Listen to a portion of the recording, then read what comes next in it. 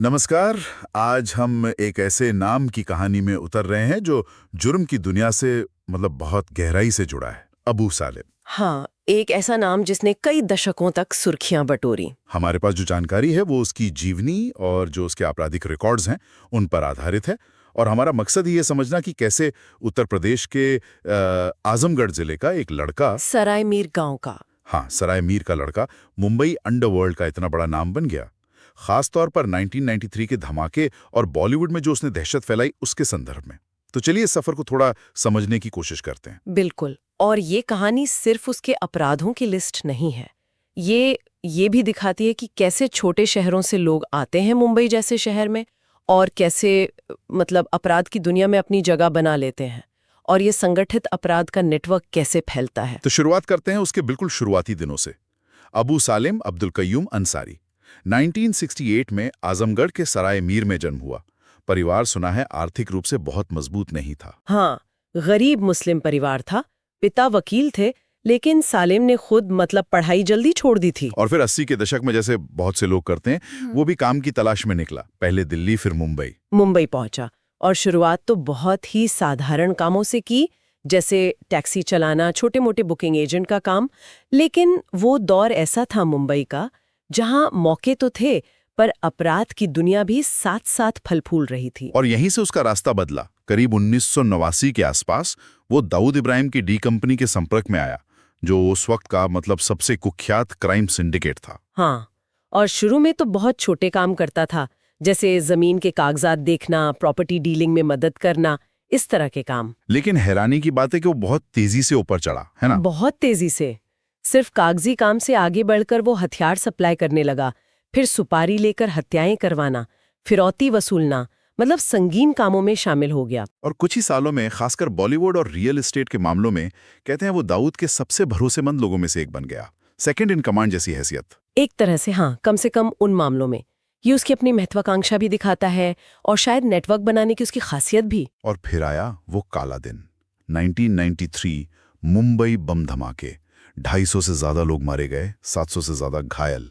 इसमें सालिम की क्या भूमिका थी? उस पर जो मुख्य आरोप लगा वो था इन धमाकों के लिए हथियार और विस्फोटक सप्लाई करने का, जैसे AK-46 राइफलें, हैंड ग्रेनेड। ये सब गुजरात के रास्ते मुंबई लाना और फिर उन्हें बांटना। और इसी में वो संजय दत्त वाला मामला भी जुड़ा था। हाँ, अभिनेता संजय दत्त को हथियार पहुंचाने का आरोप भी इसी से जुड़ा था। इसी केस ने उसे एक तरह से नेशनल लेवल पर लाइमलाइट में ला दिया, और ये शायद उसके करियर का एक बड़ा टर्निंग पॉइंट था। डी कंपनी में उसकी पोजीशन और मजबूत हो गई। लेकिन धमाकों के बाद भी वो रुका नहीं। 1997 में संगीत की दुनिया के बड़े नाम गुलशन कुमार की हत्या हो गई, दिन दहाड़े। और कहा जाता है कि ये हत्या सालिम के इशारे पर हुई थी। वजह, गुलशन कुमार ने उसे प्रोटेक्शन मनी हफ्ता देने से इनकार कर दिया था। और रिपोर्ट्स में तो ये भी आया कि सुपारी की रकम बहुत ज्यादा नहीं थी। हाँ, रिपोर्ट्स के मुताबिक कथित तौर पर सिर्फ 10 लाख रुपए की सुपारी दी गई थी। ये दिखाता है कि वो कितना बेखौफ हो चुका था। इस हत्या ने सिर्फ बॉलीवुड को नहीं, पूरे देश को हिला दिया था, और सालिम का खौफ और बढ़ गया। बॉलीवुड तो जैसे उसका सॉफ्ट टारगेट बन गया था। कई बड़े फिल्म मेकर्स, डायरेक्टर्स, एक्टर्स, सबको धमकाने की, वसूली की खबरें आती रहती थी। राजीव राय पर हमला हुआ। हाँ, रमेश तौरानी को धमकियां मिली। ये लिस्ट वाकई काफी लंबी है। ये उसकी स्टाइल थी, डर पैदा करो और अपना आर्थिक साम्राज्य बनाओ। बॉलीवुड अपनी चमक दमक और पैसे की वजह से आसान निशाना था शायद। बिल्कुल। अनुमान है कि उसने कोई 60 से ज्यादा बॉलीवुड हस्तियों से वसूली करने की कोशिश की। ये सिर्फ पैसे के लिए नहीं था, ये अंडरवर्ल्ड के दबदबे का प्रदर्शन भी था। तो ये पैसा आता कहाँ से था? क्या सिर्फ बॉलीवुड की वसूली से इतना बड़ा नेटवर्क चल सकता था? नहीं, सिर्फ उससे नहीं। हाँ, फिरौती एक बड़ा सोर्स था, बॉलीवुड से भी, बिजनेस वर्ल्ड से भी। लेकिन इसके अलावा वो डी कंपनी के इंटरनेशनल नेटवर्क का पूरा इस्तेमाल करता था। अवैध हथियार और ड्रग्स की तस्करी। अच्छा, इंटरनेशनल लेवल पर भी एक्टिव था। हाँ, दुबई, कराची, मस्कट, ये सब उसके ऑपरेशन के रूट्स थे। और वो फर्जी दस्तावेज बनाने में भी माहिर था। जैसे जब वो पुर्तगाल में पकड़ा गया तो रिजवान नाम के फर्जी पासपोर्ट पर था, और फिर हवाला, मनी लॉन्ड्रिंग, इस काले धन को ठिकाने लगाने के लिए।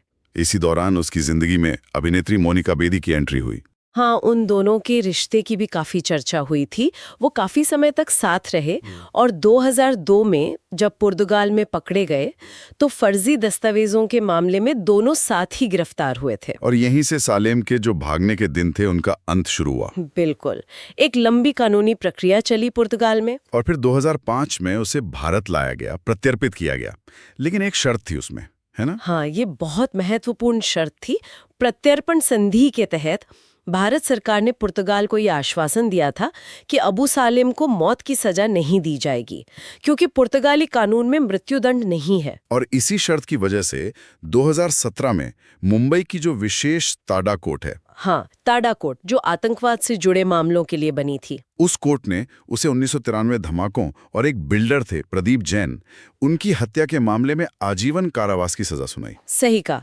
तो फांसी की सजा से वो इसी शर्त की वजह से बच गया। तो फिलहाल वो जेल में हैं, मुलुंड जेल में शायद। लेकिन क्या उसके सारे मामले अब निपट गए? नहीं, बिल्कुल नहीं। भारत में उस पर अभी भी 50 से ज्यादा केस पेंडिंग है। इनमें हत्या की साजिश रचने, मनी लॉन्ड्रिंग, धमकी देने, पासपोर्ट फ्रॉड, हथियार तस्करी, कई तरह के आरोप हैं। और इन मामलों की जांच कौन सी एजेंसी कर रही है? सीबीआई और एनआईए जैसी जो हमारी केंद्रीय जांच एजेंसियां हैं, वो इन मामलों को देख रही हैं। तो कानूनी प्रक्रिया अभी भी चल रही है कई मामलों में। तो अगर हम संक्षेप में देखें, आजमगढ़ के एक छोटे से गांव से शुरुआत, फिर मुंबई अंडरवर्ल्ड में एक बड़ा नाम बनना, 1993 धमाकों से लेकर गुलशन कुमार हत्याकांड जैसे बड़े अपराधों में शामिल होना, बॉलीवुड को आतंकित करना, एक पूरा अंतर्राष्ट्रीय आपराधिक नेटवर्क चलाना और फिर आखिरकार कानून की गिरफ्त में आना और सजा पाना, ये अबू सालेम की कहानी के मुख्य पड़ाव हैं। हाँ, और ये कहानी हमें सोचने पर मजबूर करती है कि आखिर वो कौन सी वजहें होती हैं। क्या वो सामाजिक परिस्थितियां होती हैं या व्यक्तिगत महत्वाकांक्षाएं जो किसी इंसान को अपराध के रास्ते पर इतना आगे ले जाती हैं? सही बात है। सालेम का सफर सिर्फ एक अपराधी की कहानी नहीं है। ये भारत में जो संगठित अपराध है उसका बदलता हुआ चेहरा दिखाता है, उसकी अंतर्राष्ट्रीय कड़ियां दिखाता है। ये एक जटिल केस स्टडी है और ये सवाल आज भी उतना ही जरूरी है कि ऐसा क्यों और कैसे होता है।